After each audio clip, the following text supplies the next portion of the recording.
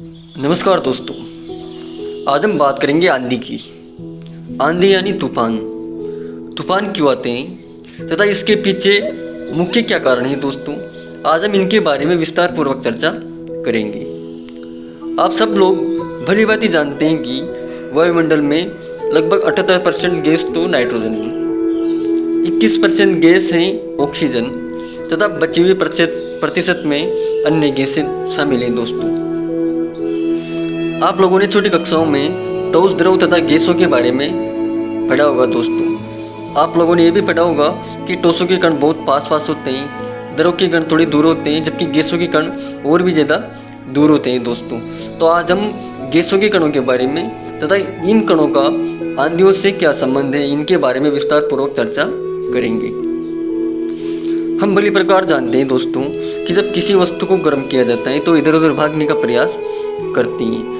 जब गर्मियों के दिनों में हमारे क्षेत्र का तापमान बहुत ज़्यादा बढ़ जाता है, तब वायुमंडल में उपस्थित गैसों के कण दूर दूर अर्थात उस सूर्य के प्रकाश में वो भी गर्म होकर दूर दूर भागने का प्रयास करते हैं।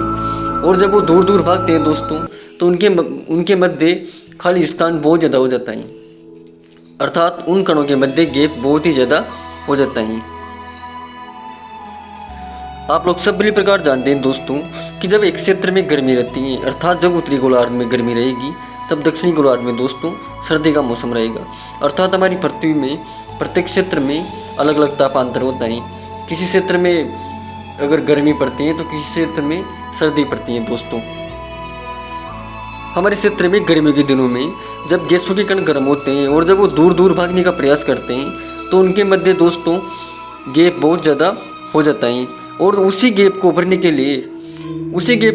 लिए दोस्तों उस स्थान से जिस स्थान की गैसों के मध्य गैप बहुत ही कम है, अर्थात जिस स्थान पर गैसें बहुत पास पास भरी हुई हैं, वहाँ की गैसें हमारे क्षेत्र में आने का प्रयास करती हैं दोस्तों।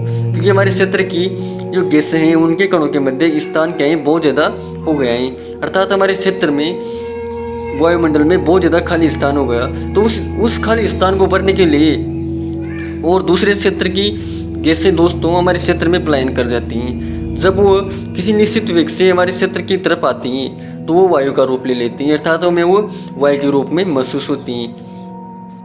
और इसी को हम सिंपल भाषा में चलने वाली हवा कह सकते हैं। जैसे दोस्तों हमारे राजस्थान में चलने वाली लू इसका एक प्रमुख कारण है। अब दोस्तों आंधी क्यों आती हैं? जब हमारे क्षेत्र का तापमान किसी दिन बहुत ही ज़्यादा बढ़ जाए, तो बहुत ज़्यादा तापमान होने के कारण दोस्तों हमारे वायुमंडलीय गैसें बहुत ही ज़्यादा गर्म हो जाती हैं और उनके कणों के मध्य जो स्थान है वो बहुत ज़्यादा खाली स्थान हो जाता है। और उस खाली स्थान को भरने के लिए दूसरे क्षेत्र की हवाएं बहुत ही तेज़ गति से आती हैं। जब वो बहुत तेज़ गति से आती हैं तो एक वो आंधी का रूप ले लेती हैं, क्योंकि वो हवाएं अपने साथ धूल मिट्टी के कण भी लाती हैं। और अगर वही हवाएं समुद्र से आती हैं तो अपने साथ बहुत ज़्यादा नमी भी लाती हैं, जो ये बरसात का कारण बनती हैं दोस्तों। और जब वो हवाएं बहुत तेज़ गति से आती हैं तो एक आंधी का रूप धारण कर लेती हैं दोस्तों। मान लो दोस्तों कि कोई दो कमरे हैं, दोनों कमरों में दो दो व्यक्ति अच्छी तरह रह सकते हैं। अब एक कमरे में हमने ज़बरदस्ती 10 व्यक्तियों को बूझ दिया, अर्थात रख दिया उसमें, और दूसरे कमरे में 2 व्यक्ति हैं। तो जिस कमरे में हमने 10 व्यक्ति रखे, वो व्यक्ति वहाँ से निकलने का प्रयास करेंगे।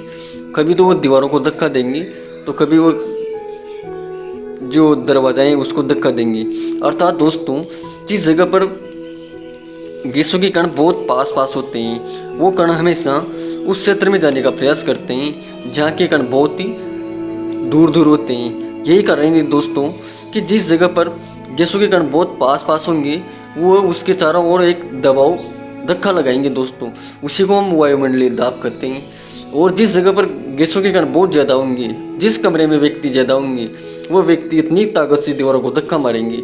और जिस कमरे में व्यक्ति बहुत कम होंगे, अर्थात जिस जगह पर वायुमंडलीय कणों की संख्या में बहुत कमी होगी, अर्थात उनके मध्य जितना गैप होगा उतना ही वो धक्का बहुत ही कम मारेंगे दोस्तों। यही कारण है कि जिस जगह पर वायुमंडलीय कणों की संख्या अधिक होगी, वहाँ का वायुमंडलीय दाब बहुत ज़्यादा बढ़ जाएगा। और जिस जगह पर कणों की संख्या बहुत कम होगी या फिर जिस जगह पर कण दूर दूर होंगे, वहाँ का वायुमंडलीय दाब बहुत ही कम हो जाएगा।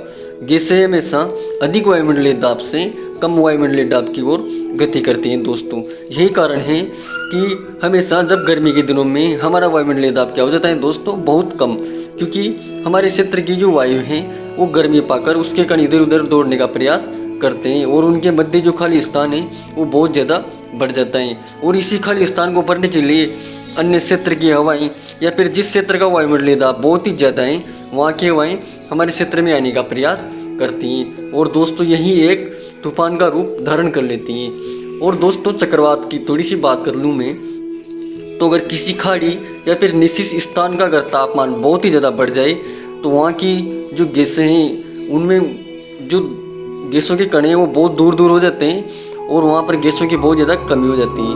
तो जब चारों ओर की गैसें उस क्षेत्र में जाती हैं तो आपस में टकराकर गोलाकार घूमने लगती हैं और इससे हम चक्रवात की संज्ञा दे देते हैं।